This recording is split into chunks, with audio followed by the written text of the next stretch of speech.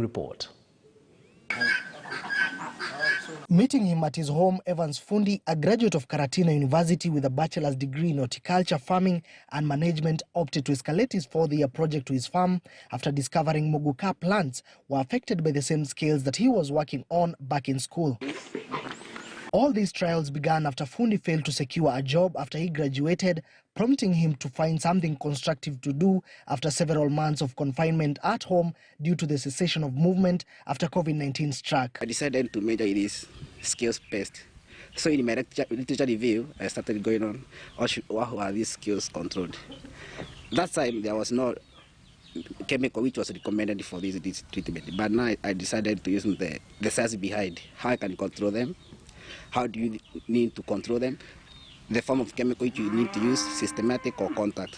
So I found that for you to control this pest, you have to come up with a chemical which will call the pest that it suffocates. With a few trials already done revealing near-perfect results, treating some of the diseases that farmers grapple with, including scales that affect plants, causing them to shed down their leaves and consume most of water, leaving the plant dry, which leads to low yields. When you water your plant, most of water is used by those scales. It's not the plant. That's the main problem about that disease.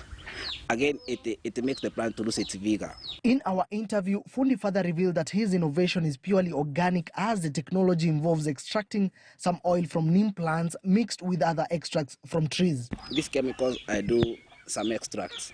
Sometimes I go in the bush look for some plants like neem plants. Apart from treating scales, the extracts control red mites, scales, stripes, leaf miners and most insect pests that attack muguka stimulants.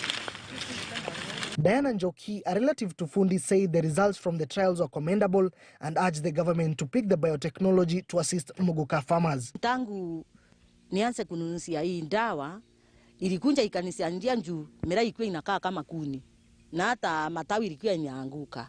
Njuu ilikuwa imenyonywa maji, hakuna maji ilikuwa inapitia, njuu ikikauka hakuna kitu ilikuwa inaletea, kwa hiyo ilikuwa ni hasara tupu. Fundi may have provided the light at the end of the tunnel for farmers, but has a long way to go to have his extracts tested and approved by regulatory bodies in Kenya. With these trials having worked fine, Fundi says he's in the process of applying for approval by Kenya Bureau of Standards (KEBS) and start a research center at his village to help muguka farmers reduce the cost of production and increase yields.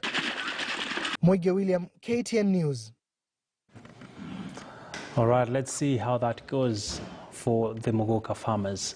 Well, to matters manufacturing now. Car manufacturing firm Isuzu East Africa is upbeat on the growth of the regional car market, which has defied odds to stay on a steady growth trajectory.